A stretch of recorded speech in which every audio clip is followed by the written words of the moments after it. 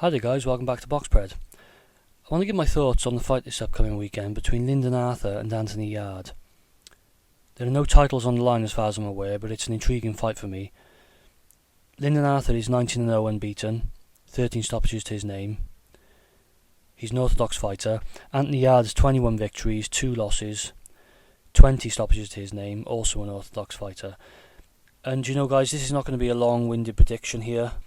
If I'm honest, I could unpack so much with this one, and I've been going around in circles, so I just want to make some basic points and then just get straight to it. Now, this is a rematch. In the first fight, Lyndon won by split decision. He went into the fight having injured his right hand, so he barely threw it all fight, and he instead controlled the fight for the most part with his jab and his movement.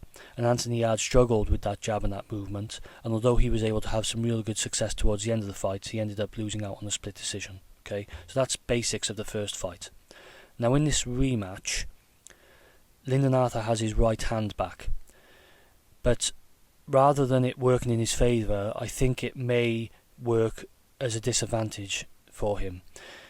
And I think there's going to be a temptation to engage more, because in the first fight, when you lose a hand, okay, you're forced into a certain game plan. And I think, fortunately for Lyndon that game plan was to jab and move, because he couldn't throw the power hand, so that's what he had to do.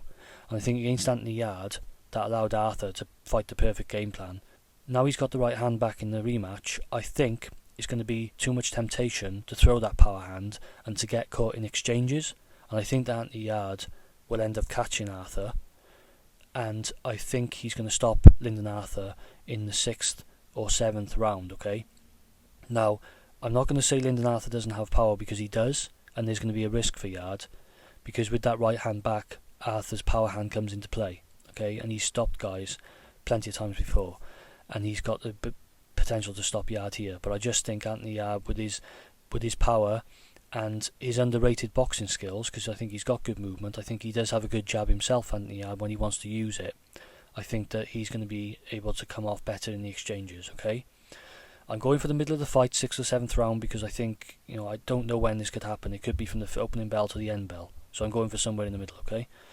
If I'm looking at this from a betting standpoint, I think I'm just going to stay away from it, because I think there's too many variables. Thanks for watching, guys. Let me know what you think, and tune in again.